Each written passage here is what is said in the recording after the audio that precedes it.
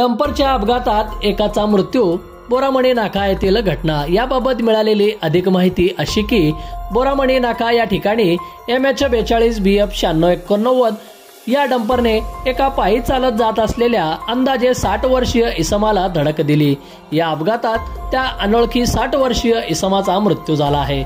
ही घटना दिनांक 25 जानेवारी 2024 रोजी 7 वाजण्याच्या सुमारास बोरामणी नाका या ठिकाणी घडली।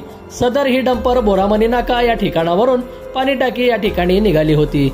सदर तो इसम पायी चालत जात असताना हा अपघात घडला। अपघातानंतर त्या इसमास पोलिसांच्या मदतीने बेशुद्ध अवस्थेत उपचारासाठी सोलापुरातील शासकीय रुग्णालय अर्थात सिव्हिल हॉस्पिटल येथे दाखल केले असता डॉक्टरांनी त्याला मृत घोषित केले आहे।